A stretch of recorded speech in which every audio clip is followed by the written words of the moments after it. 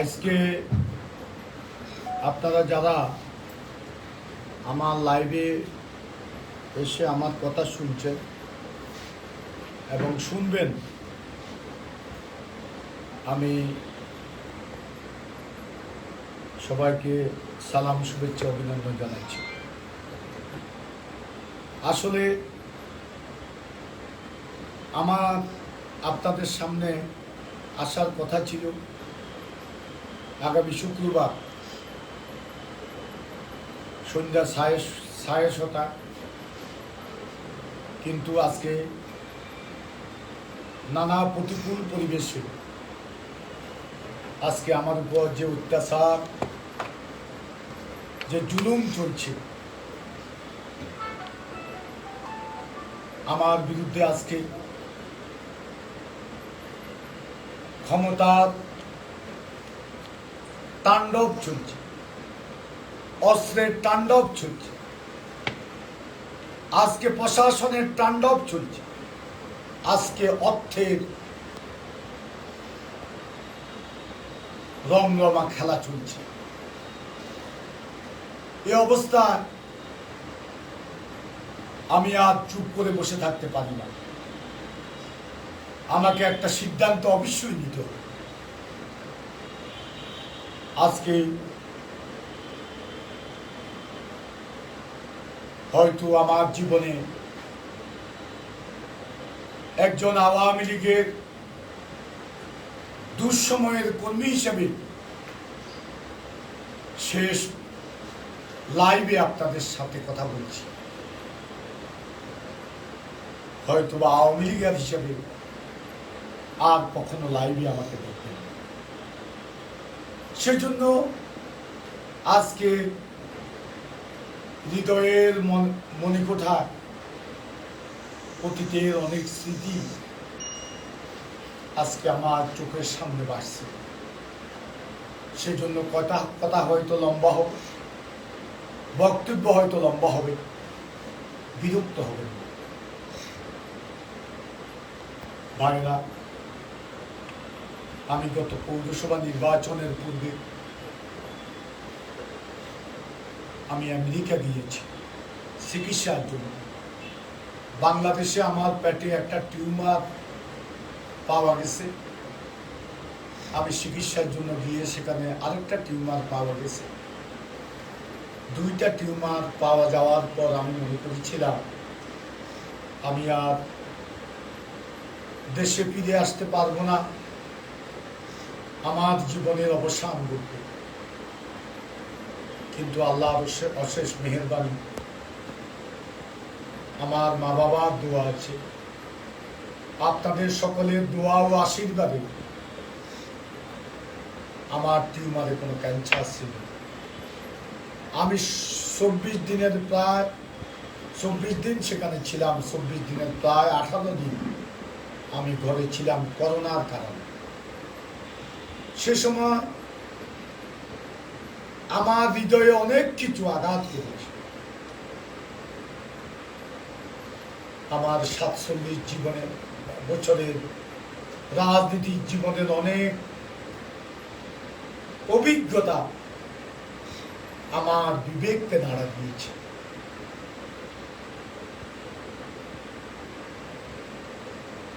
সেই কারণে আমি আসলে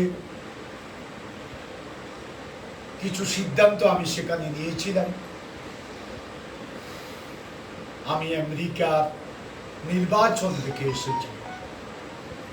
সেখানে 2 গজ অন্তর একজন দাঁড়িয়েছে লাইনে করোনার কারণে। আমি লাইনের বাইরে একটা লোককে 3টা কেন্দ্র আমি পরিদর্শন করেছি। লাইনের বাইরে একটা লোককে দেখে আমি ভিতরে পরিদর্শন করেছি, কেন্দ্রের ভিতরে। সেখানে কোনো এজেন্ট, সেখানে নির্বাচনের সাথে সংশ্লিষ্ট তারা ভোট দিচ্ছে, যার ভোট সে দিয়ে শান্তিপূর্ণভাবে চলে যাচ্ছে। এটা দেখে আমার অনুভূতিতে আঘাত লেগেছে। আমেরিকা থাকাকালীন সময় 2 বার আমেরিকা গিয়েছি। কয়েকবার সিঙ্গাপুর গিয়েছে চিকিৎসার জন্য, তারপরে সরকারি সফরে Australia, New Zealand, Singapore, Australia, New Zealand, Sri Lanka গিয়েছে। শ্রীলঙ্কার মতো গরিব দেশও সেখানকার শাসন ব্যবস্থা, সেখানকার সামাজিক অবস্থা দেখেছে। আমেরিকাতে আজকে কষ্ট লাগে, আওয়ামী লীগ সহ আওয়ামী লীগের দুই একজন বড় নেতা এবং মাঝারি সারি অনেক নেতা, তাদের বাড়ি আছে, গাড়ি আছে। সিঙ্গাপুরে আওয়ামী লীগ সহযোগী সংগঠনের দ্বিতীয় সারির অনেক নেতার বাড়ি আছে, গাড়ি আছে। শুধু আওয়ামী লীগের নয়, বিএনপি, জাতীয় পার্টি, জামাতের নেতাদেরও বাড়ি গাড়ি আছে। অস্ট্রেলিয়া, নিউজিল্যান্ড গিয়েও সেখানে শুনেছি প্রতিটি মানুষের মুখে মুখে জনশ্রুতিও একটা ডকুমেন্ট। আমার এলাকার এমপিরা গিয়ে কোথায় থাকে, আমার এলাকার মন্ত্রীরা গিয়ে কোথায় থাকে, তারা কিভাবে রাত্রি যাপন করে, সেই কথাগুলো বাঙালিদের মুখে মুখে। এগুলো আমার অনুভূতিতে আঘাত করেছে।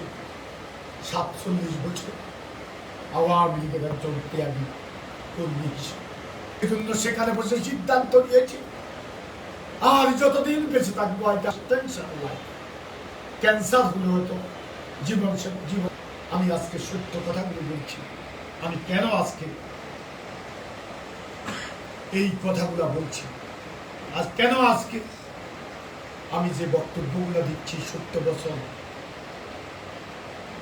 গুলা তুলে ধরছি, এটা কেন দিচ্ছি, সেই সত্য কথাটা তুলে ধরতে চাই। আমি বাংলাদেশে ফিরে এসে বিমানবন্দরে আমার নেতা কর্মীদেরকে উদ্দেশ্য করে আমি বলেছিলাম, আমি সাহস করে সত্য কথা বলবো, আমি অন্যায়, অবিচার, অনিয়মের বিরুদ্ধে প্রতিবাদ করব। আমি প্রথম এসে আমেরিকাতে শুনেছি বাংলাদেশের হেফাজতের 3 কুলাঙ্গা বঙ্গবন্ধুর ভাস্কর্য তৈরি করার সিদ্ধান্ত নিয়েছে সরকার, সেটা ভেঙে ফেলবে, বুড়িগঙ্গা নদীতে ফেলে দেবে। কেউ প্রতিবাদ করেনি। আমি এখানে হাজার হাজার জনতা নিয়ে প্রতিবাদ করেছি, প্রতিবাদ সমাবেশ করেছি। আর চট্টগ্রামের বীর সর্দার, বীর চট্টলার সেই আমাদের নওফেল, আমাদের উপমন্ত্রী, সে বলছে হেফাজতিদেরকে যে বঙ্গবন্ধুর মুরাল ভাঙলে ঘাম উঠকে দেবে, আর একটা প্রতিবাদ হবে। সেদিন যদি প্রতিবাদ হতো, কুষ্টিয়াতে আমাদের বড় নেতা এলাকা বঙ্গবন্ধুর মুরাল ভাঙত। বঙ্গবন্ধুর মুরাল ভাঙার পর কি দৃশ্য দেখলাম, জামাতের যারা স্কুলে শিক্ষকতা করে, জামাত রাজাকার শিক্ষকতা করে স্কুলে, সরকারি কর্মকর্তা রাজাকার, জামাত, বিএনপি, তারাও মানববন্ধন করছে। তখন আমার মানববন্ধন, আমার লজ্জা লেগেছে, শরম লেগেছে যে আজকে জামাত বিএনপিকে দিয়া মানববন্ধন করাচ্ছে। অথচ সেদিন যদি এই প্রতিবাদটুকু হতো, তাহলে কুষ্টিয়াতে আর এই মুরাল আর এই ভাস্কর্যটা ভাঙ্গার সাহস তারা পেতে পেত। ফ্রান্সে মহানবী হযরত সাল্লাল্লাহু আলাইহি ইসলামকে একটা ম্যাগাজিনে ব্যঙ্গ করেছে, আমি তার প্রতিবাদ করেছি। এই ঘোষণা আমার বঙ্গবন্ধু মুরাল, বঙ্গবন্ধু চত্বরে মুদালে দাঁড়িয়ে আমি সেখানে প্রতিবাদ করেছি যে মানবীয় ইসলামের যিনি শুধু মুসলমানের নেতা নন, যিনি মানবতার নেতা, সে মহানবী ইসলামকে আজকে বিদ্রোহ করবে একটা ম্যাগাজিনে যারা করেছে তাদের শুধু দৃষ্টান্তমূলক শাস্তি নয়, তাদেরকে ফাঁসির কাস্টে ঝুলানো এবং সাথে সাথে প্রতিবাদ করেছে যারা হযরত সাল্লাল্লাহু আলাইহি ইসলামের এই ঘটনার প্রতিবাদ করে বাংলাদেশে হিন্দুদের বাড়ি লুটপাট করেছে, ভাঙচুর করেছে, জ্বালিয়ে পুড়িয়ে দিয়েছে, হিন্দুদেরকে হত্যা করেছে, তাদের বিরুদ্ধে বলেছে, কিন্তু কোনো ব্যবস্থা গ্রহণ করা হয়নি। আজকে হেফাজতের কি তাণ্ডব বাংলাদেশ, হেফাজতে লাগাম টেনে ধরার জন্য আমি বহু আগেই বলেছি যশোর বঙ্গবন্ধু হত্যা পথ রচনা করেছে আর আওয়ামী লীগে ঘাপটি মেরে থাকা খন্দকার মোস্তাকেরা বঙ্গবন্ধুকে হত্যা করেছে। এই খন্দকার মোস্তাককে, এই খন্দকার মোস্তাক বঙ্গবন্ধু মা বাবার মৃত্যুর পর মাটিতে গোড়ায় কান্নাকাটি করছে, বঙ্গবন্ধুর পিতার কবরে নেমে লাশ দাফন করছে। কত বিশ্বস্ত লোক বঙ্গবন্ধু। অনেক সময় পরিবারের সদস্যদেরকে বলতো, আমি না থাকলে খন্দকার মুস্তাক তোমাদের জন্য থাকবে। সেই খন্দকার মুস্তাক বঙ্গবন্ধু করতে আজকে হেফাজত বাংলাদেশে শেখ হাসিনা হত্যার পথ রচনা করছে। আর যারা অপরাজনীতি করে আওয়ামী লীগ, যারা জননেতৃত্বে শেখ হাসিনার চতুর্দিকে থেকে বিভিন্ন দলের এবং গোয়েন্দা সংস্থার লোক, সবাই খারাপ আমি বলবো না, তাহলে দেশ কি, সবাই খারাপ হলে দেশ কিভাবে চলবে? কিছু কিছু নেতা যারা সেখানে গিয়ে তেল মারে শেখ হাসিনা, শেখ হাসিনাকে বলে আপনি ছাড়া দলে আর কেউই কারো কোনো প্রয়োজনীয়তা আছে বলে আমরা মনে করি। এইভাবে কথা, আপনি একজন প্রয়োজনীয় ব্যক্তি আওয়ামী লীগ, আর আমরা সবাই অপ্রয়োজনীয়। হ্যাঁ, এদের চেহারাটা দেখবেন, একটু অপেক্ষা করেন। আর এটা সত্য যে আপনি একা, আমার নোয়াখালী মানুষ কি বলবে, শেখ হাসিনা অশ্বত কি করবে, অর্থাৎ শেখ হাসিনা একা কি করবে, এটা সত্য। এটা আমি বলছি আমার মনের কথা থেকে, কিন্তু তারা বলছে মেঘে কি আপনাকে খুশি করার জন্য নেত্রী, মাননীয় নেত্রী আপনাকে খুশি করার জন্য। এদের থেকে সাবধান থাকবে, এরা আপনাকে মেরে ফেলবে। আজকে বলে যাচ্ছে দল থেকে বিদায়ের মুহূর্তে বলে যাচ্ছে এরা আপনাকে মেরে ফেলবে। কি চলছে কোম্পানি বলছে, আমি কি করেছি? আমি একটা অবাধ সুস্থ নিরপেক্ষ নির্বাচনের কথা বলেছি। আমি বলেছি অপরাজনীতির বিরুদ্ধে আমি কথা বলেছি, আমি টেন্ডারবাজির বিরুদ্ধে কথা বলেছি, আমি চাকরি বাণিজ্যের বিরুদ্ধে কথা বলেছি, প্রশাসনকে ব্যবহার করে অপরাজনীতি যারা করে তাদের কথা বলেছি, যারা অস্ত্রবাজি করে হাজার হাজার মায়ের বুক খালি করেছে তাদের অস্ত্রবাজির বিরুদ্ধে কথা বলেছে, যারা আজকে দলের নামে লুটপাট করে খাচ্ছে তাদের কথা। আজকে দেখেন একটা দলের একটা অংশ আজকে কোটি কোটি টাকার মালিক হচ্ছে বা আমেরিকাতে বিভিন্ন দেশে বাড়িঘর করেছে, আর আমার নিরীহ কর্মী যারা রাতের অন্ধকারে বঙ্গবন্ধু শেখ হাসিনা ওবায়দুল কাদের স্লোগান দিয়েছে, সারা সকালে কনকনে শীতের মধ্যে বঙ্গবন্ধু শেখ হাসিনা ওবায়দুল কাদের স্লোগান দিয়েছে, সেই ত্যাগী কর্মীরা বঞ্চিত, তারা কিছু পায়, তারা কিছু পায় না,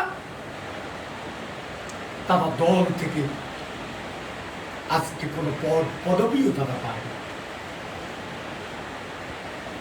আমি নোয়াখালী ফেরির কথা বলেছি, এটা একটা সিম্বল। বাংলা কি বলে? প্রতীকী।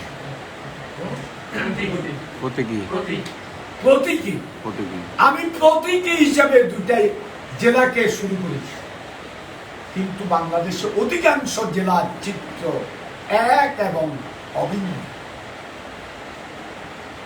আজকে বেড়ে যাচ্ছে। আমি বাংলাদেশের চিত্রই মূলত তুলে ধরতে চাই।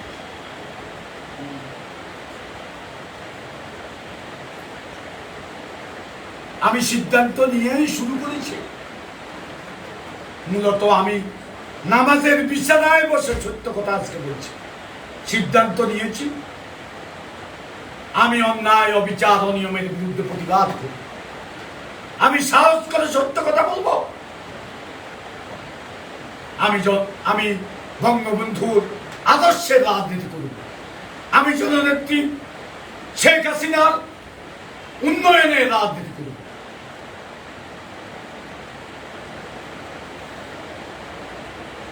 আমি কোন অন্যায়ের কাছে মাথা নত করব, সত্যের পক্ষে থাকবো। এটা নামাজের বিছানায় বসে আমি সিদ্ধান্ত নিয়েছি। সেখান থেকে আমি বলছি, আপনারা কেউ বলছেন পাগল, যে যার দৃষ্টিভঙ্গি থেকে আপনারা বলে থাকার আমার কিচ্ছু যায় আসে। আমার এই সামান্য সময় তো মৃত্যু তো হয়ে গেছে, যে তাণ্ডব এখানে করেছে। মধুর সাহেব এই এলাকার নেতা, এই এলাকার উন্নয়নের তিনি পথ রচনা করে গেছে, মিথ্যা কথা বলতে পারেন।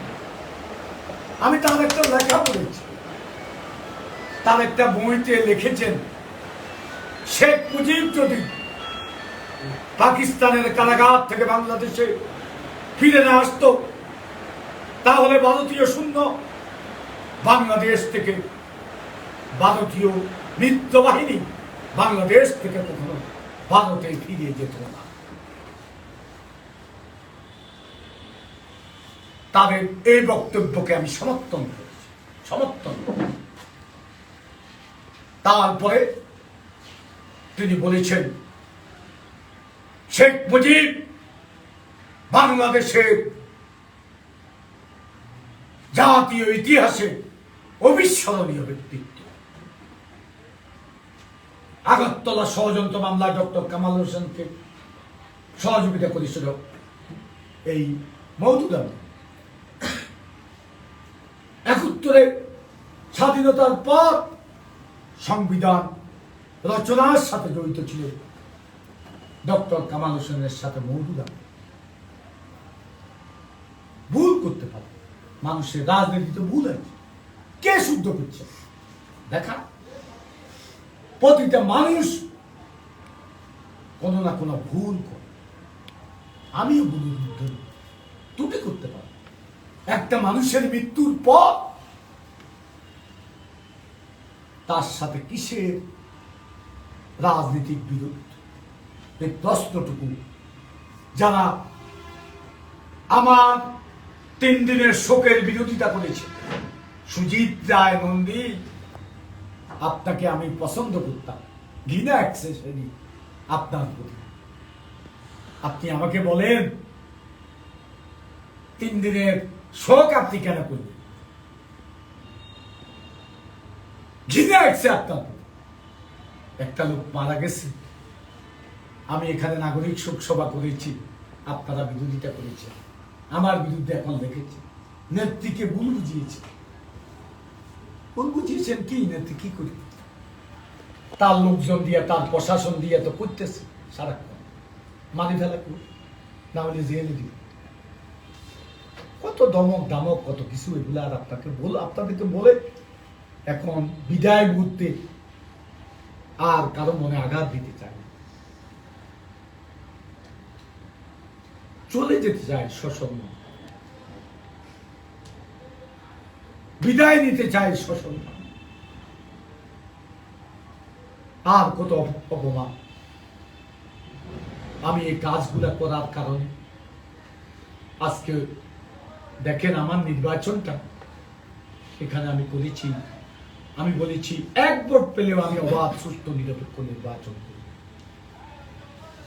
আমি প্রমাণ করি। ভোট কেন্দ্রে মানুষ আসবে না, আমাকে বলে ভোট আমরা দিতে পারবো না।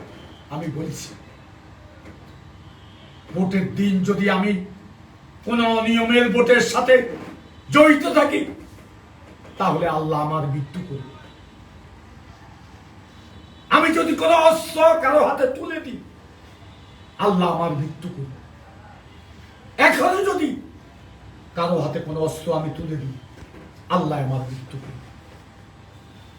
আমি সে দিয়ে কথাগুলি বলার পরে ভোটের লাইনে দাঁড়িয়েছে মানুষ। ইভিএম এ 66% কত পার্সেন্ট ভোট বাংলাদেশের ইতিহাসে আর কোন এলাকা কাস্ট হয়নি। তারপরেও 4টার পর অনেকে ফিরে গেছে, অনেক মহিলা। সেই কাস্টিং ভোটের 77% ভোট আমি পেয়েছি। জামাত বিএনপি পেয়েছে 23%। এরপর সারা দেশ এবং দেশের বাইরে বাংলা ভাষাভাষীর মধ্যে আমার একটা ভাবমূর্তি গড়ে উঠছে। এই ভাবমূর্তিতে ঈর্ষান্বিত হয়ে ঢাকা থেকে আরম্ভ করে এখান পর্যন্ত সবাই আমার বিরুদ্ধে লেগে গেল। শুরু হলো তাণ্ডব, শুরু হলো তাণ্ডব। এগুলা তো আগেই বলেছি, 6 বার আক্রমণ করেছি। আমি ধর্মীয় উস্কানি দেওয়ার জন্য, সরকারের বিরুদ্ধে কথা বলার জন্য আমি একটা ওয়াজ মাহফিল থেকে একজন হুজুরকে এনে উপজেলা নির্বাহী অফিসার এবং ওসিকে তার কথাগুলা শুনিয়ে,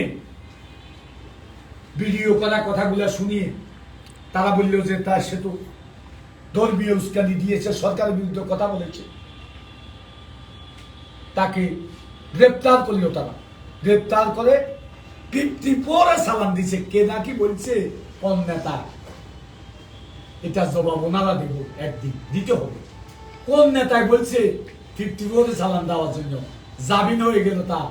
এরপরে একরাম নিজাম হেফাজত দিয়ে আমার বিরুদ্ধে নোয়াখালীতে অকথ্য ভাষায় স্লোগান দিয়ে মিছিল করেছে। শুরু হলো অপমান। তারপরে চট্টগ্রাম গিয়েছি দাগনমিয়াতে, আমাকে একরাম বাইকে যেভাবে হত্যা করেছে সেভাবে হত্যার পরিকল্পনা করেছে। বিচার পাইনি। ঢাকাতে, চট্টগ্রামে আমার গাড়ি বহরে হামলা করেছে, বিচার পাইনি। শুধু চট্টগ্রামের ডিএজি সাহেব বাড়িতে আসার বিষয়ে সহযোগিতা করেছে। মিথ্যা কথা বলতে পারে, যেটা সত্য সেটা, না হলে হয়তো বা আসতে পারবে। এরপর বারবার চরপোকেরিয়াতে আমার কর্মীদের উপর হামলা হলো, দেখার জন্য বলা, সেখানে বৃষ্টির মতো গুলি করেছে। ট্যাকের বাজারে অসুস্থ হয়ে সেখান থেকে ফিরে আসতে বৃষ্টির মতো গুলি করেছে। তারপরে বঙ্গবন্ধুর জন্ম শতবার্ষিকীতে এখানে 1 মাস ব্যাপী সাংস্কৃতিক প্রতিযোগিতা, বিভিন্ন স্কুল, তারপরে কলেজ, বিভিন্ন শিক্ষা প্রতিষ্ঠান, সামাজিক সাংস্কৃতিক সংগঠনগুলোর 1 মাস ব্যাপী সাংস্কৃতিক প্রতিযোগিতার আয়োজন করেছি। এখানে একটা মেলার ব্যবস্থা করেছি। রাত্রে বঙ্গবন্ধুর জীবনের উপর আলোচনা হতো প্রতিদিন। এরপরে বাহির থেকে সাংস্কৃতিক সংগঠনগুলো এসছে, তারা সাংস্কৃতিক অনুষ্ঠান করত 1 মাস ব্যাপী। সেই অনুষ্ঠান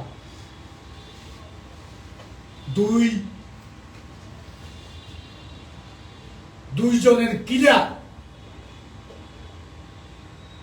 মুজাক্কের এবং আলাউদ্দিন, এই সন্ত্রাসী বাদলের নেতৃত্বে, জাসদ, খিজির হায়াত, নবীর নেতৃত্বে, রাহাত, ভূমিদস্যু, মাদক সম্রাট,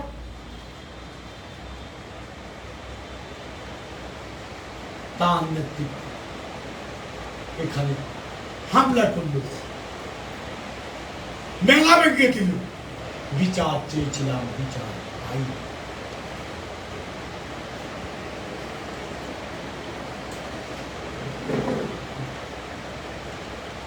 থানার সামনে দিয়েও দক্ষিণ দিক থেকে মিছিল করে আসছে। মিছিল এগিয়ে যাচ্ছে, আমি সামনে, পিছনে আক্রান্ত হলো আমার মিছিল। ছাত্রলীগের একজন কর্মীকে যখন আঘাত করছিল, আমি সেখানে বাধা দিয়েছি।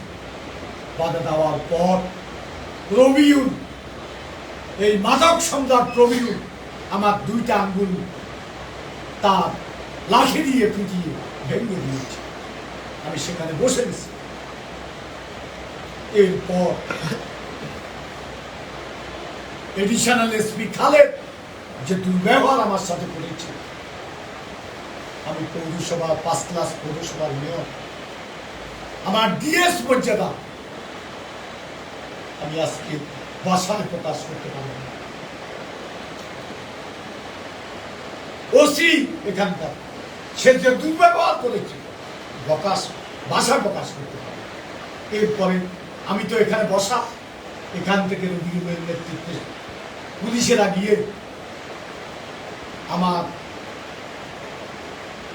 অফিসের সামনে, পার্টি অফিসের সামনে, সেখানে করোনার উপর একটা করোনা ভ্যাকসিন দেওয়ার জন্য উদ্বুদ্ধকরণ একটা সমাবেশ করেছে।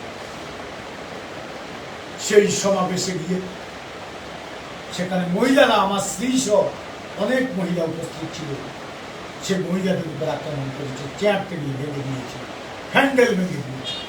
তারপরে সেখানে কুলাঙ্গা, আমি এরপরে গেলাম সেখানে, আমাকে আমার লোকজন নিয়ে গেল। এক কুলাঙ্গা এখানকার এসিল্যান্ড চলে গেছে, সে আমাকে বলে আমি বললাম যে এটা তো করোনা ভ্যাকসিন দেওয়ার একটা উদ্বুদ্ধকরণ প্রক্রিয়া মিটিং। বলে আপনার লগে তো শেখ হাসিনার লগে যোগাযোগ আছে, ইয়েরে যোগাযোগ করেন। ঠিক এই বাসে কথা কি চালাইতেছে। যেদিন আমার এখানে 9 তারিখে আক্রমণ হইল, ইউনুস সেখানে সমস্ত অস্ত্র জমা করছে। ইউনুস অফিসের সাথে হইল থানা, পাশাপাশি থানাতেও একত্র হয়েছে অস্ত্র নিয়ে, থানা থেকে অস্ত্র দেওয়া হয়েছে।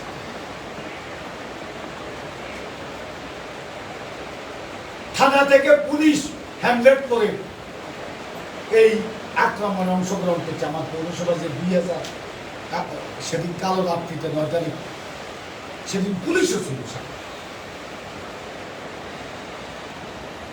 সেখানে। ইউনো তার অফিসে বসা, নিচে অস্ত্র। সেখান থেকে তারা নির্দেশ দিয়ে পুলিশ সহ একসাথে হয়ে আসি আমার এখানে, একতরফা আক্রমণ করি। এটা সাংবাদিকেরা সব জানে, এই এলাকার মানুষ জানে।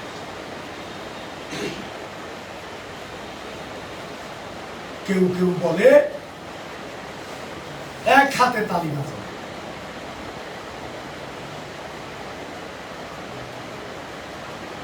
বেপরোয়া আক্রমণ করলো আমার রুমে। 200 500 গুলি করেছে। প্রায় 5 থেকে 700 লোক আমার পৌরসভার চতুর্দিকে ঘুরে ঘিরে গুলি করে। পৌরসভায় 2000 গুলি করেছে আমার ছেলেরা। অ্যাক্সিডেন্ট হল, অনেক কষ্ট করে অ্যাম্বুলেন্স আনছে, মাছ দিয়ে পাঠাইছে, কোনো চিকিৎসা করে সেটা পরে গেছে। এরপরে এরা এখান থেকে গিয়ে আমার পৌরসভার টাকা আমি আইসোলেশন সেন্টার করেছি করোনা রোগীদের জন্য। সেই আইসোলেশন সেন্টারের বেডগুলো ফেলে দিয়ে সেখানে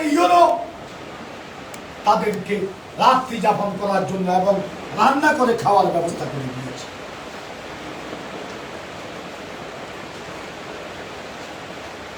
আইসোলেশন সেন্টার দেখেন যে একটা সাইনবোর্ড করা বেডগুলো নাই।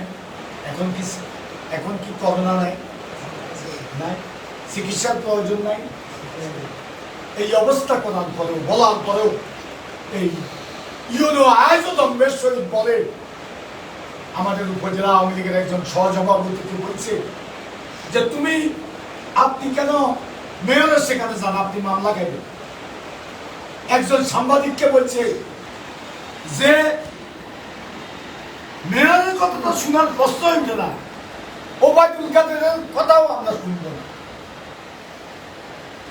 এই কথাও বলা হয়েছে, জানানো হয়েছে, এখনো পর্যন্ত।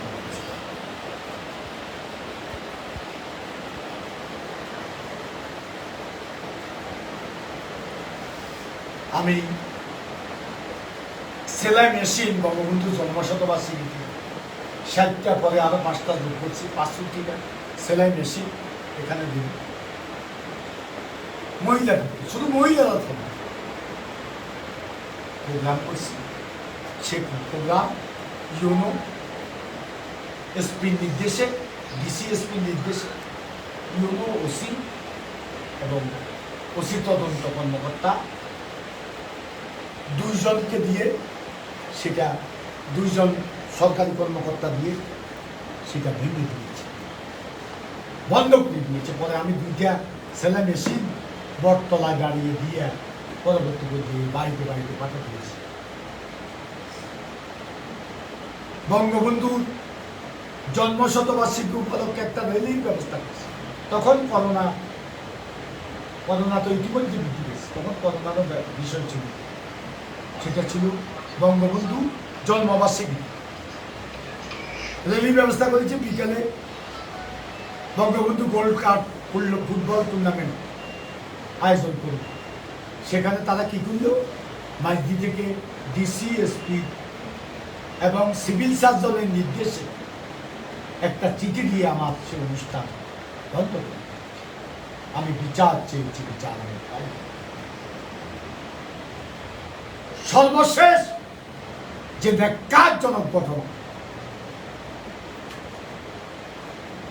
গত 2 দিন আগে ঘটেছে।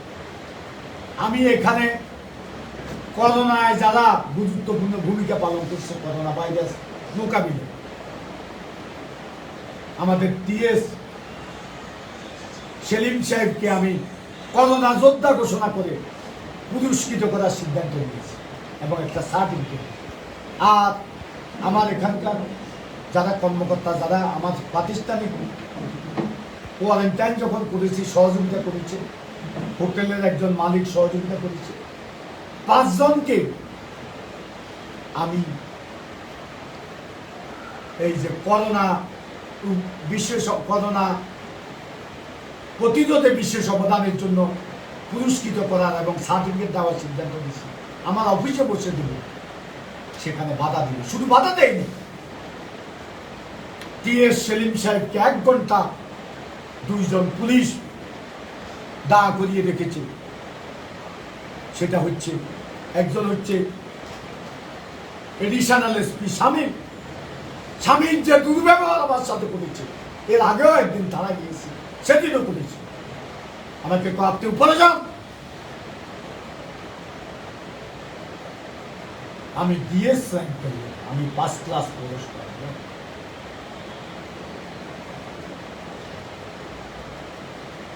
আমার আরেকজন শামসুল নাকি পুলিশ অফিসে অকথ্য ভাষায় গালিগালাজ করেছে, আমার কর্মীদেরকে, তাদেরকে অপমান করেছে, অপদস্থ করেছে। কি তাণ্ডব চলছে! আর দুঃখ লাগে যারা আমার এখানে গুলি করেছে, 2000 গুলি করেছে, তারা আজকে থানাতে বসে সেখানে মিটিং করে সারাক্ষণ সেখানে থাকে। আমাদের কোনো লোক গেলে তাকে পুলিশের সামনে, ওসির সামনে, ওসি তদন্তের সামনে অপমান করে। ইউনো সেখানে যান, তারা মিটিং করছে এই অস্ত্রবাদদেরকে নিয়ে। সেখানে আমাদের কোনো লোক গেলে তারা সেখানে অপমান করে, ধমকা। তারপরে কোম্পানিগঞ্জের উপজেলা চেয়ারম্যান এই অস্ত্র দাবিকে নিয়ে মিটিং করছে। কত বড় লজ্জাস করবে! এই অস্ত্রধারীরা রাস্তা হাঁটতে পারে, আমার এখানে এতগুলো গুলি করার পরে আর প্রশাসনের সাথে তারা বুঝে, প্রশাসনের সেখানে তারা অবস্থান করে আমাদের লোককে কাউকে গেলে কয় যে তোমাকে অমুক মামলা ঢুকে দেবো, তোমাকে অমুক মামলা ঢুকে দেবো। এটা চলতেছে। আর অস্ত্রবাজি তো সব জায়গায়। তাই যে একজন আমাকে আসে বলল, এক সাঁধওয়ানে তাদের এক লোক বসা আছে, নাম করতে তারা ভয়ে কয় যে তার এই যে পকেটের ভিতরে অস্ত্র দেখা যেতেছে, সে দ্রুত এখানে চলে গেছে যে আমরা একটু সাবধানে থাকি। আমার এই কথাটা বলে সাঁধওয়ান যে এরা অস্ত্র নিয়ে আবার দিচ্ছে, বলছি তাদের কোনো সদুত্তর নেই, কিছু। সর্বশেষ যেটা বলছি, গত পরশুদিন আমি এখানে একটা কীর্তনে গেছি, সেখানে খাওয়া দাওয়া করছি, বক্তৃতা দিছি, তাদেরকে কিছু সহযোগিতা করছি, স্বাস্থ্যবিধি মানি তারা করছে, সেটা করতে পারছি। কালকে আমি এখানে পারমিশন দিয়েছি অনেক আগে, এখন প্রায় 1 মাস হবে, 1 মাস আগে, যে তোমরা করিও স্বাস্থ্যবিধিটা মানছ, স্বাস্থ্যবিধি মানি তোমরা করি। তারা আয়োজন করছে, আমি কেন পারমিশন দিলাম? এটা বন্ধ করতে হবে। এটা বন্ধ করলে আব্দুল কাদের মির্জার ভাবমূর্তি নষ্ট হবে, মুসলমানদের ভিতরে তার বিরুদ্ধে একটা মনোভাব সৃষ্টি হবে। এজন্য ইউনো এসপি নাকি তাকে বলছে, ডিসি এসপি নাকি তাদেরকে বলছে, ইউনো ওসি মাদক সম্রাট এই তদন্ত এরা বন্ধ করে। আমি তার তীব্র প্রতিবাদ জানাই এবং এটার সাথে যারা জড়িত, যারা মুসলমানদের এই ধর্মীয় অনুভূতিতে আঘাত করেছে, তাদের বিচার করতে হবে। বিচার তো কোনোটা হয়নি, যার জন্য বিদায় নিচ্ছে, বিচার তো কোনোটা পাইনি। আমার ছেলেরা অসুস্থ হয়ে মাইক দিতে গিয়েছে, সিএসকে বলার পরে চিকিৎসা করাই, তারপরে ঢাকা চলে গেছে, কেউ বাইরে চলে আসছে, এখানে চিকিৎসা। ঢাকাতে আমার ছেলেরা সেখানে মৃত্যুর সাথে এখন পাঞ্জাবে শুধু ছাত্রলীগের সাবেক রাব্বানি, সাবেক রাব্বানি ছাড়া দলের একটা লোক উবাইদুল কাদের এই এলাকার প্রতিনিধি, তিনি বা তার একটা লোক আমার কর্মীদেরকে দেখতে যায়। মামলা হয়েছে, সব কয়েকটি মামলা আমাদের। এখানে আমার পৌরসভা গুলি করল, একতরফা হত্যা মামলা 164 জনের, সেটা আমার বিরুদ্ধে। আমার ছেলে ছিল ঢাকা, আমি উচ্চ পর্যায়ে বলেছি আমার ছেলে ঢাকা দেখবো বলছে, কিছু আমার ছেলেটাকে দিচ্ছে মামলা। আমি আজকে এই কয়েকদিন বলছি প্রতিজ্ঞান নাই, লাভ বলি না। আমার কাছে তো অস্ত্র নাই, আমার কাছে তো অর্থ নাই, আমার কাছে তো প্রশাসনিক অস্ত্রের শক্তি নাই, আমার কাছে তো ক্ষমতা নেই। কে শুনবেন? ওবায়দুল কাদের তো এলাকার অভিভাবক না, অভিভাবক হলে প্রথম থেকে তিনি দেখতেন। আর ভাই তো যেদিন আমার ভাইটা মারা গেছে ফাঁসি দিয়া অর্থের অভাবে, ভাইয়ের সম্পর্ক মনে হয় অনেকটা সেদিনে অনেকটা কমে গেছে, দূরত্ব হয়েছে সেদিন, মানসিক দূরত্ব হয়েছে স্পষ্ট, সেদিনেই মানসিক দূরত্ব হয়েছে। কিছু করে কিছু দালাল দেখছে ঢাকা, আমার লোক চলিত আইলিয়া সহ এগুলো, এরা সামসাগিরি করে সেখানে। টাউডের বাচ্চা 10 টাকা নাই, আমার ছেলের থেকে আমার টাকা নিয়ে এরা সেখানে মোজ করে, আমার ছেলেদের জামিন হয়, সেটাও বন্ধ করছে ওবায়দুল কাদের। এ মানিক্যা চরিত্র আমি তুলে ধরব, আমি মন্ত্রণালয়ে পাঠাবো। সে পিএস থাকাকালীন সময়ে কত শত মেয়ের চরিত্র হনন করছে, শেষ পর্যন্ত যেটারে বিয়ে করছে তারও চরিত্র নষ্ট করি তারে বিয়ে করছে। তার ভাই নরসিংদী চাকরির জন্য আসছে, চাকরির জন্য আসা কত মহিলার চরিত্র নষ্ট করছে। সেই মানিক্যারে দিয়া উপজেলা চেয়ারম্যান ওবায়দুল কাদের এবং উপজেলা চেয়ারম্যান ওবায়দুল কাদেরের স্ত্রী আমাদের জামিনগুলা, তাদের জামিন হয়েছে, আমাদের জামিনগুলা করতে দেন। এখনো ঝুলতেছে, এখনো ঝুলতেছে। মাছ দিতে কি নাজুক অবস্থা আমাদের। এই যে 10-11টা ছেলে আছে, এদেরকে ডেলি সেখানে কারাগার কর্তৃপক্ষ নির্যাতন করছে। একটা পরিবারের সদস্য, আমি লোক পাঠাইছি, দেখাতে দেয় নাই, 1000 টাকা স্লিপ কাটছে, দেখাতে দেয় 1000 টাকা স্লিপ কাটার পরেও টাকাটাও ফেরত দেয় নাই, দেখায়ও লিখে দিছে আমি দেখা করবো না, তাকে জোর করে দেখা দিছে। আমি পরে খবর পেয়েছি, হে কান্নাকাটি করছে যে আমি আমাদের মেয়র সাহেবের কি খবর পাঠাইছে একটু শুনি, কান্নাকাটি করছে দিয়ে না। অথচ তাদের লোকজন, ওই যে ডাকায় অস্ত্রধারীদের লোকজন বিআইপি দিয়ে যায়, তারা দেখা করে কি নির্যাতন দেখেন। এদেশে আইন আছে, সেই তারা দক্ষিণে এখানে কি ব্যবস্থা? এগুলা ওবায়দুল কাদের সাহেবের নির্দেশ না থাকলে এ সাহস তারা করতে পারে। একরাম কে? ওবায়দুল কাদের নো বললে একরাম আছে, ওবায়দুল কাদের নো বললে নিজাম আজাদি আছে, এটা নাই। আপনার বিরক্তি লাগবে, শরীর খারাপ হয়ে যান না।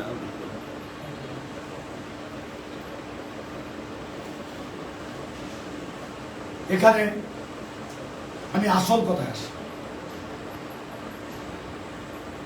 সেটি হচ্ছে আমার উপর যে নির্যাতন এখানে হয়েছে, যেভাবে অত্যাচার চলছে, একতরফা অত্যাচার, প্রশাসনের অত্যাচার, সরকারি দলের অত্যাচার,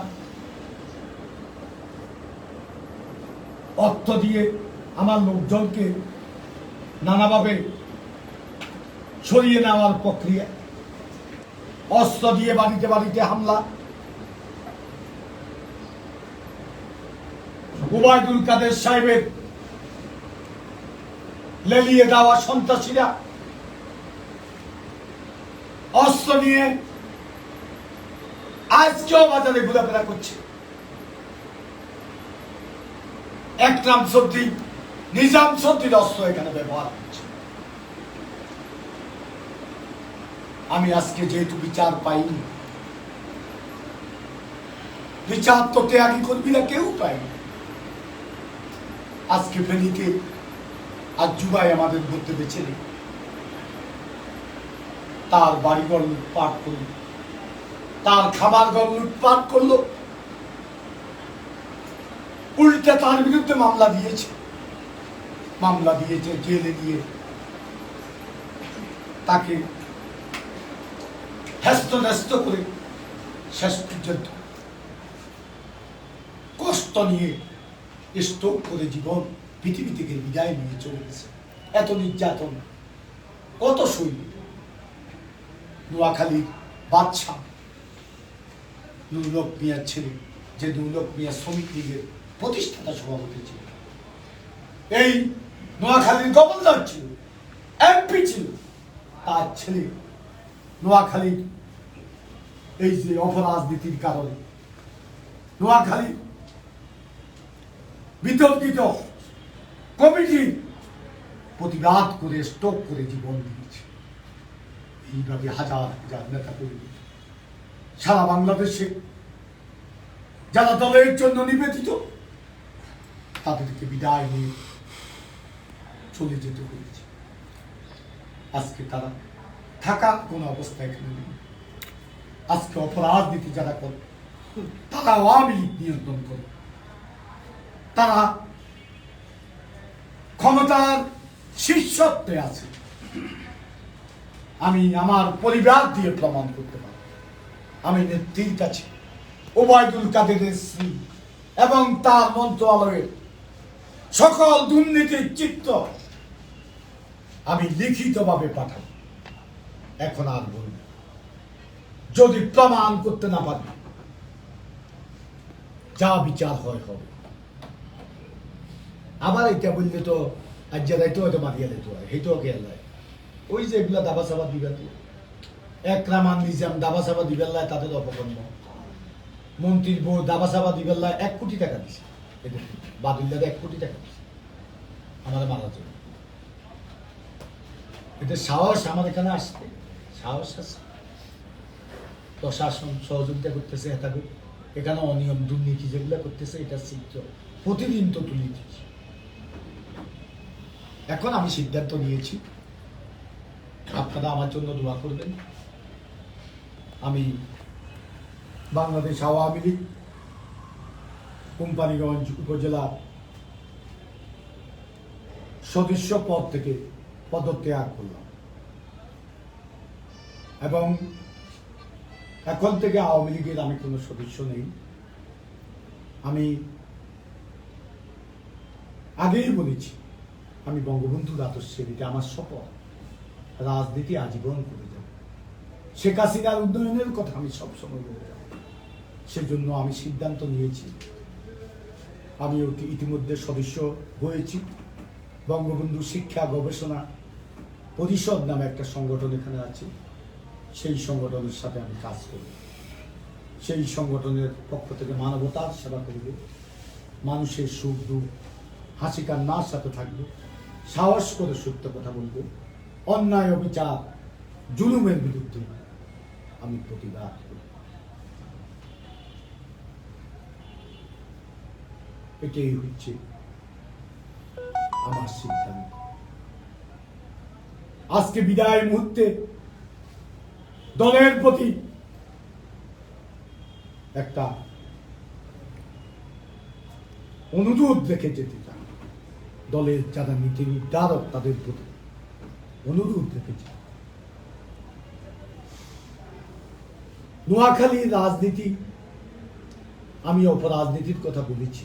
এখানে আমি আসলে নোয়াখালী ফ্যামিলির কথা বললেও সারা দেশের চিত্রটা আমি পর্যায়ক্রমে তুলে ধরার চিন্তা আমার ছিল। আমি মিথ্যে কথা বলি।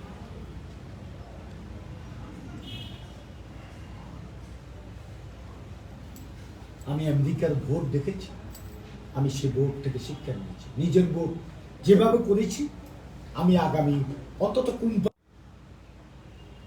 সব কিছু করি। আমি এখন দলের কাছে পরামর্শ, অপরাজনীতি যারা করে, যে দলের হোক, সব দলে অপরাজনীতি করার লোক আছে, তাদের লাগামটা অন্তত ধরে টেনে ধরে। একসাথে তো সব করতে পারবেন না, আমি জানি নেত্রী সীমাবদ্ধতা আছে। নেত্রী এখন বঙ্গবন্ধু কর্মসূচি, বাংলাদেশ কৃষক শ্রমিক আওয়ামী লীগের এই আওয়ামী লীগের পক্ষ থেকে যখন দ্বিতীয় বিপ্লবের কর্মসূচির ডাক দিয়েছে, দ্বিতীয় বিপ্লবের কর্মসূচিটা কি ছিল? বঙ্গবন্ধু তখন কি বলছে? একজন কবি লিখছে, তোমরা থাকবে তেতলার উপরে, আমরা থাকবো নিচে, তোমাদেরকে দেবতা মানব, সে কথা আজ মিছে। এই কথা বলার পরে বঙ্গবন্ধু অনুপ্রাণিত হই বলছে, বিশ্ব দুই শ্রেণীতে বিভক্ত, শোষক আর শোষিত, আমি শোষিত মানুষের পক্ষে আছি, অর্থাৎ গরিব মানুষের পক্ষে আছি। সিলির আনন্দের পরিণতি হতে পারে শেখ মুজিব সাম্রাজ্যবাদের কাছে মাথা হতে। তখনই তো এই কুত্তা খন্দকার মোস্তাক বঙ্গবন্ধুকে হত্যা করেছে, পরিবারের সদস্য খন্দকার মোস্তাক। এখন শেখ হাসিনা পরিবর্তন চায়, নির্বাচন ব্যবস্থারও পরিবর্তন শেখ হাসিনা চায়, আমি মনে প্রাণে বিশ্বাস। কিন্তু শেখ হাসিনা যদি এগুলা একসাথে করতে যায়, আমি একসাথে করতে গিয়ে সবাই আমার উপর করবে। শেখ হাসিনাকে পরামর্শ দেব, আমার ভুল নয়, আমি এটা বরদাস্ত করতে পারতেছি না, এই জন্য আমি বলছি আপনি আস্তে আস্তে লাগামটা প্রথম ধরেন, আর যারা বেশি উৎপাত করছে তাদেরকে দল থেকে সরিয়ে দেন। এবং বিরোধী দলের যারা অপরাজনীতি, ঢাকাতে তো ব্যাক একদম, রাত্রে হোটেলে যাই দেখেন বই, আওয়ামী লীগ, বিএনপি, জাতীয় পার্টি, জমা, হ্যাঁ, জাতীয় অপকর্ম দল, এটার নাম, ব্যাগ একত্র হয়েছে, মদ খাল একত্র হবে, নারী, তারপরে ব্যাগ কাম একত্র করে, এদের লাগামটা ধরেন, আর যারা বেশি লোককে তাদের বিরুদ্ধে ব্যবস্থা নেয়। এটা হচ্ছে আপনার কাছে আমার প্রথম অনুরোধ। আর দ্বিতীয় অনুরোধ হচ্ছে, দলটাকে আপনি বলেছেন মাদকের বিরুদ্ধে আপনি জিরো টলারেন্স নীতি ঘোষণা করছেন, এদেশের মানুষ আপনাকে সেলিউট দিয়েছে এই ঘোষণার পর, কিন্তু আপনার প্রশাসন, আপনার দল কি সেটা বাস্তবায়ন করছে? করে নাই।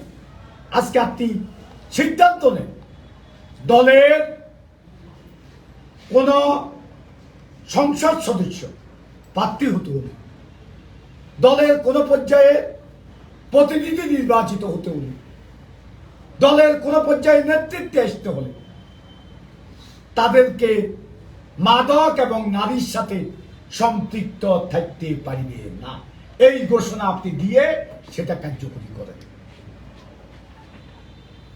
আর নেতৃত্বে আনেন, এমপি বানান, ডোপ টেস্ট করেন, ডোপ টেস্ট করি নেতৃত্বে আনেন, ডোপ টেস্ট করি এমপি বানান, ডোপ টেস্ট করি প্রতিনিধি বানান। আর সরকারি চাকরির ক্ষেত্রে তার বেসরকারি চাকরি, বিদেশ যারা যান তাদেরকে ডোপ টেস্ট করেন, কোন চাকরিদের বিদেশ পাঠান, তাহলে দেখবেন যে আপনার যে আজকে যে টার্গেট মাদক মুক্ত বাংলাদেশ, সেটা প্রতিষ্ঠা করা সম্ভব হবে। এটা হচ্ছে আমার দ্বিতীয় প্রস্তাব। তৃতীয় প্রস্তাব হচ্ছে, অবশ্যই দেশের মানুষের ভোটাধিকার ফিরিয়ে দিতে হবে। বঙ্গবন্ধু স্বাধীনতা দিয়ে গেছে, আপনি এদেশের অর্থনৈতিক মুক্তি দিয়েছেন। কে আছে বাংলাদেশে মানুষের ভোটাধিকার প্রতিষ্ঠা করার জন্য? কেউ নেই। বিএনপির নেত্রী খালেদা জিয়া সরকারের সাথে আতাত করে বাসায় সুখ শান্তি করতেছে, তার ছেলে অসুস্থতার অভিযোগ দেখিয়ে লন্ডনে আজকে বাংলাদেশ থেকে চাঁদা নিয়ে সেখানে তারা আয়েসি জীবন যাপন করছে। আর কোন দল আছে? কে আছে? কোন নেতা আছে? কার নেতৃত্বে আমরা এখানে পাবো, এই ভোটাধিকার পাবো? একমাত্র আপনি পাবেন। আপনি যদি এদেশের মানুষের ভোটাধিকার প্রতিষ্ঠা করতে পারেন, এদেশের মানুষের হৃদয়ে আপনার এই জীবন সায়নে আপনি বেঁচে থাকবেন। আমি পরামর্শ দিচ্ছি কিভাবে করবে। 3.5 বছর আছে আমাদের নির্বাচনে, পার্লামেন্ট নির্বাচন, আগামী পার্লামেন্ট থেকে শুরু করে এই 3.5 বছর এখন থেকে আপনি আপনার কাছে গোয়েন্দা সংস্থার রিপোর্ট সমস্ত আছে, আবার গোয়েন্দা সংস্থার ভিতরেও কিছু কিছু খারাপ লোক আছে, এগুলো একটু আমি চিহ্নিত করি। অধিকাংশ ভালো, কিছু কিছু খারাপ লোক আছে, এগুলো চিহ্নিত করি, খোঁজখবর দিবেন। ভালোগুলো আপনি চিনেন, আপনার সে দূরদর্শিতা আছে, এদের থেকে রিপোর্ট নেওয়া, যার জনপ্রিয়তা আছে তাদেরকে মনোনয়ন দেন। আমি ব্যবসায়ীদের বিরুদ্ধে না। ব্যবসায়ীরা ভোট আসলে, কিছু কিছু ব্যবসায়ী আছে ভোট আসলে তারা নির্বাচনে দাঁড়ায় যায়, টেয়া হুইসা দিয়া এখানে ভোট চুরির যে মহোৎসব, সেটা ব্যবসায়ী এই প্রতিনিধিদের তাদেরকে মনোনয়ন দিয়ে তাদের কারণে হয়। ব্যবসায়ী সে রাজনীতির সাথে ন্যূনতম সম্পর্ক থাকতে হবে। ব্যবসা করুন, ব্যবসা না করলে চলবে কিভাবে? ব্যবসা না করলে ভোট করবো কিভাবে? ব্যবসা না করলে নিজের পরিবার চালাবো কিভাবে? ব্যবসা না করলে সরকারকে সহযোগিতা করবো কিভাবে? ব্যবসা করো, রাজনীতি করো, কিন্তু রাজনীতির দূরদর্শিতা অন্তত থাকতে হবে। যে বিধান আপনি করছিলেন সরকারি কর্মকর্তাদের বেলায় এত বছর, আপনারা বসে দেখতে হইব এরপরে দল করবেন, দলের দায়িত্বে যাই। আমার সময়টা কালটা স্মরণ নাই, এটা ব্যবসায়ীদের ক্ষেত্রেও করে, এত বছর রাজনীতি করো, এরপরে তারা দায়িত্ব নেয়, আমাদের আপত্তি নেই। আর যার জনপ্রিয়তা আছে তাকে দেয়, সে ব্যবসায়ী হোক, যেই দুর্নীতিবাজদেরকে দিয়ে, অপরাজনীতি যারা করে তাদেরকে দিয়ে না। এখন থেকে লোক ঠিক করে দেন, বলি দেন, সিগন্যাল দিয়ে দেন, তুমি ভোট করবে। সারা বাংলাদেশের 300 আসনে আমি আজকে এখানে বলে যাচ্ছি, আল্লাহকে সাক্ষী করে, আগামী নির্বাচনে যদি আপনি ত্যাগী নেতা কর্মী, এখানে একটা কথা বলে রাখি, যে যারা ত্যাগী, জনপ্রিয় হইলে, টাকা না থাকলে টাকা আপনি দেন, কে দিব? আপনি আমাদের অভিভাবক, আপনি টাকা দিবেন, টাকা দিয়া তাদেরকে মনোনয়ন দেন, মনোনয়ন করি দিয়া এই যে নির্বাচন যদি হয়, আমি আজকে বলতেছি, খোদাকে হাজির নাজির যান, আগামী নির্বাচনে বাংলাদেশ আওয়ামী লীগ একক সংখ্যাগরিষ্ঠতা নিয়ে জয়লাভ। এখন থেকে কাজ করি, দুর্নামের বোঝা আপনি এই নিয়ে আপনি মৃত্যুবরণ করেন, এটা আমি চাই না। আমি আপনাকে মন প্রাণ দিয়ে ভালোবাসি, কিছু পাওয়ার জন্য না, কখনো চাইনি, এখনো চাই না। কোন পদ পদবি তো এমনিতে দল থেকে সরে গেছে, পদ পদবি চাই না। আপনার কাছে যদি কখনো দেখা হয়, 100টা টাকা চাইব আপনার কাছে। কি জন্য? আমার মা আমাকে কিছু টাকা দিয়ে গেছে মৃত্যুর আগে, সে টাকাটা একটা এই যে টিস্যু বক্সের ভিতরে রেখেছিলাম, আমার পকেটে সবসময় থাকতো, কোথায় জানি হারিয়ে ফেলেছি।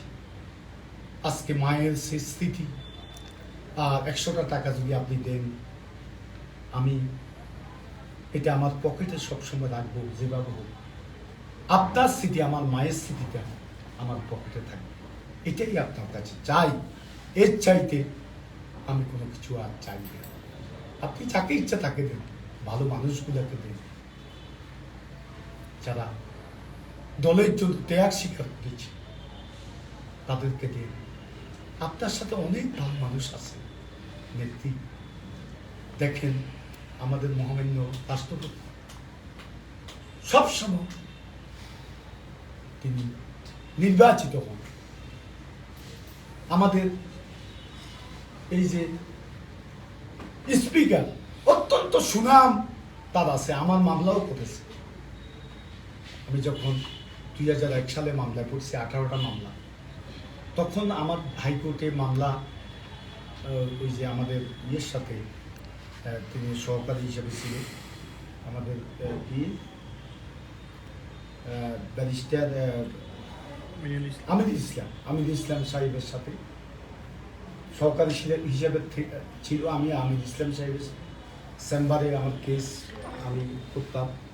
সেই সুবাদে তিনি আমার মামলা করেছে, আমি দেখেছি ওনার সততা আছে, ভালো ভালো মানুষ। এ ধরনের মানুষগুলোকে টেনে আন। আপনার আর সময় কত? আর আপনাকে আমি এটা পরামর্শ নয়, আমি মানুষের হৃদয়ের কথাটা আপনাকে বলছি। সেটি হচ্ছে আপনি ভবিষ্যৎ রাজনীতি তো একজনকে টেনে আনতে হবে ভবিষ্যৎ রাজনীতির জন্য। আপনি তো চিরস্থায়ী, আল্লাহ একদিন আপনাকেও নিয়ে যাবেন, আপনিও বিদায় নিয়ে চলে যাবেন। আপনার কাছে আমার অনুরোধ, আপনার পরিবারের আপনার দুই সন্তান আছে, সজীব ওয়াজেদ চর, বাংলাদেশ ডিজিটাল বাংলাদেশের প্রবক্তা, অত্যন্ত নীতি নৈতিকতা নিয়ে কাজ করে আপনার জন্য। সাদা সিধে, ভদ্র নম্র,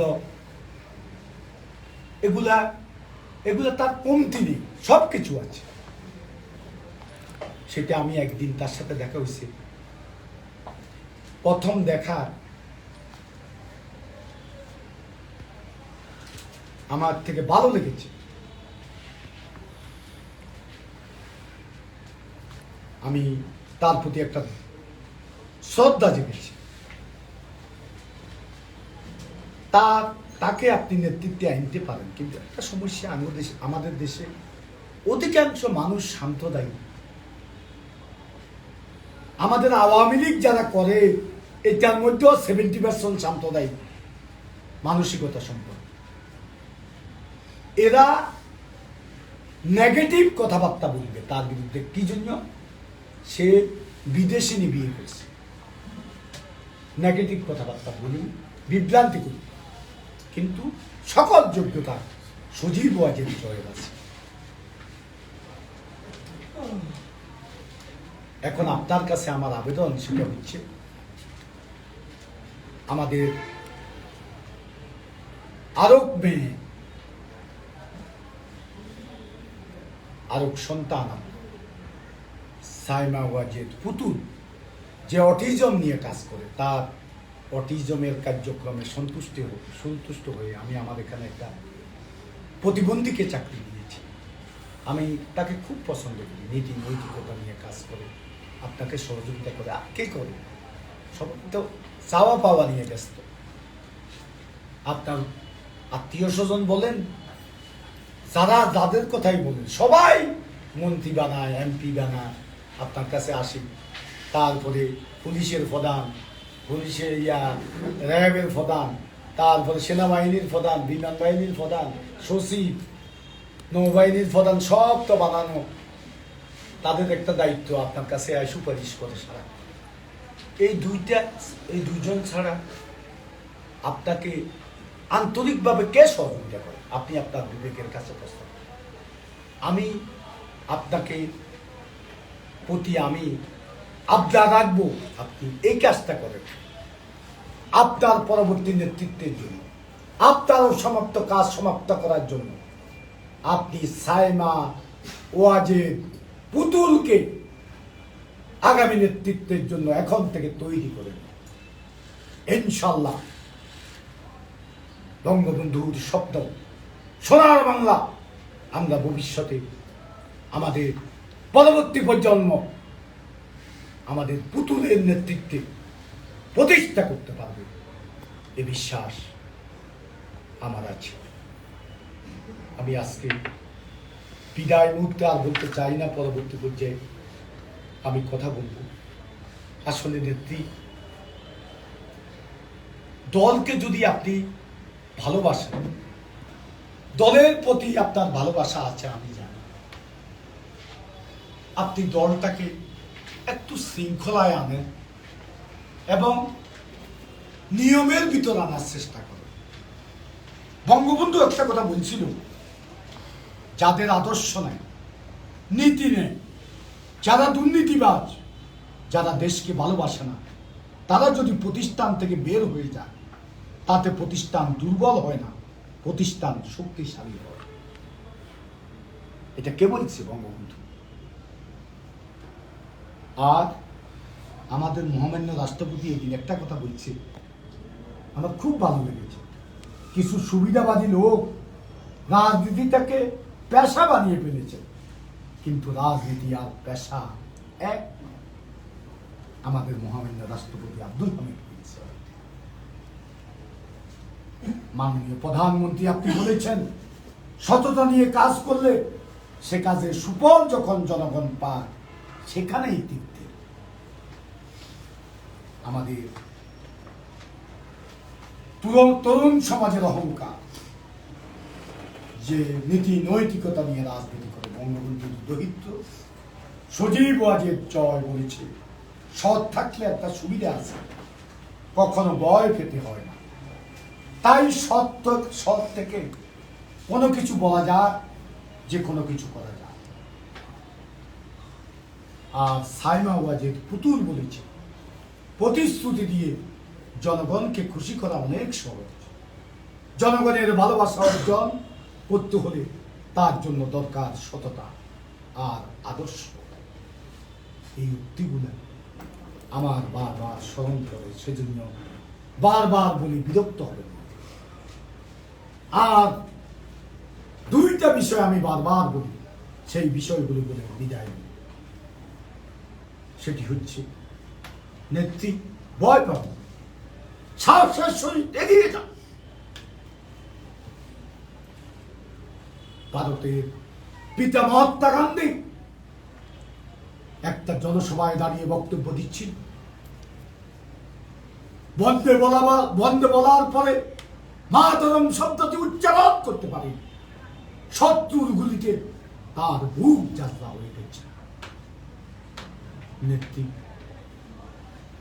ভারতের মাতা ইন্দিরা গান্ধী বাইরাঙ্গিরা ব্যায়াম করছিল, তার সাথে যে বডিগার্ড ছিল শতবন্ত সিংহের গুলিতে ইন্দিরা গান্ধীর বুক ঝাঁঝরা হয়ে গেছে।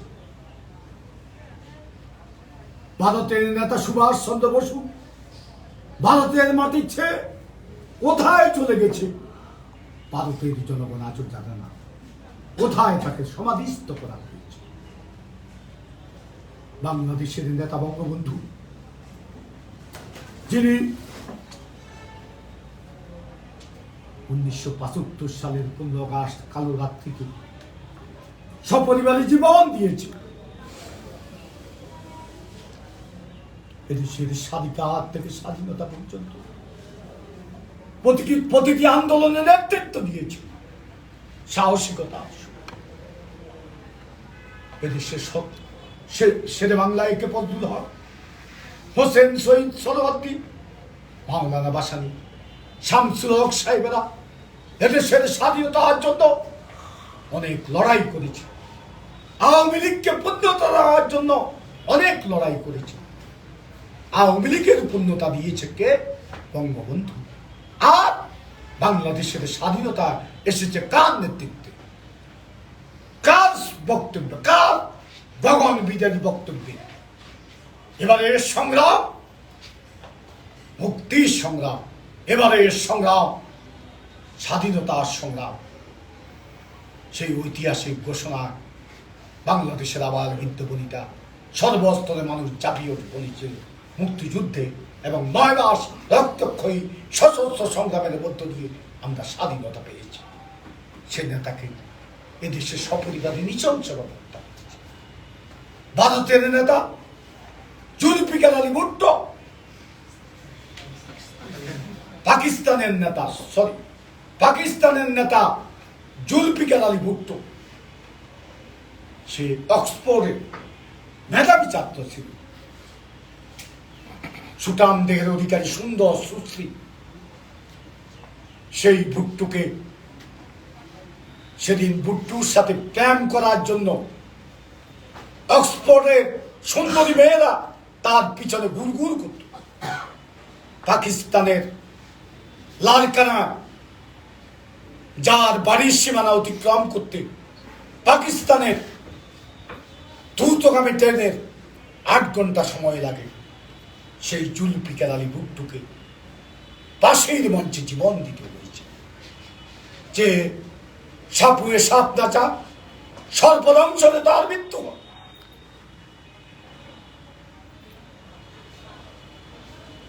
যে মাঝি পদ্মাতে ঢুকাবা পদ্মা নদীতেই তার শরীর সমাধি। আমরা যারা রাজনীতি করি এর পথে মৃত্যু হবে জানি, কিন্তু জনগণের ভালোবাসা নেই।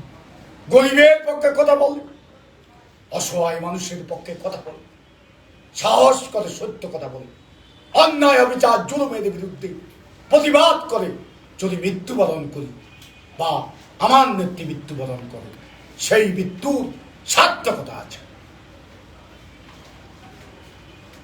আর বলবো, যদি কাগজে লিখো নাম কাগজ ছিঁড়ে যাবে, যদি পাথরে লিখো নাম পাথর খুঁড়ে যাবে, হৃদয়ে লেখো নাম সে নাম রয়ে যাবে। কার নাম হৃদয়ে রাখতে হবে? বঙ্গবন্ধু। বঙ্গবন্ধুকে দেশের স্বাধীনতা দিয়ে গেছে, অর্থনৈতিক মুক্তির পথ রচনা করে গেছে বঙ্গবন্ধু। বঙ্গবন্ধু দীর্ঘ 30 বছর বাঙালি জাতির জন্য সংগ্রাম করেছে। 14টি বছর কারাগার থেকে কারাগারে দিন কেটেছে। 3বার ফাঁসির কাছতে গিয়ে বাঙালি জাতির জয় গান গেয়েছে। সে নেতাকে বাংলার মাটিতে হত্যা করেছে। রাজনীতি করতে বঙ্গবন্ধু কি অপরাধ করেছে? তার 8 বছরের শিশু পুত্র শেখ রাসেল চিৎকার করে বলেছিল,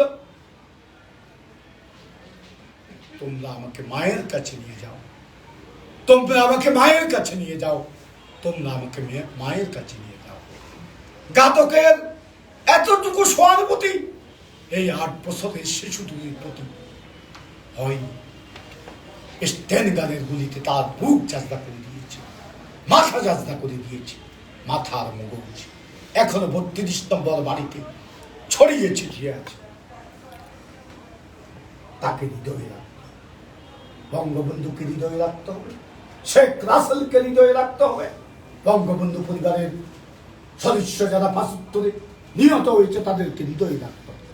এ পিতা তোমার রক্তের কাছে ঋণী, জননী জন্মভূমি যতদিন রবে পদ্মা মেঘনা গৌরী যমুনা বহমান, ততদিন রবে কীর্তি তোমার শেখ মুজিবুর রহমান। দিকে দিকে আজ অশ্রু গঙ্গা রক্ত গঙ্গা বহমান, নাই নাই ভয় হবে হবে জয়, জয় মুজিবুর রহমান।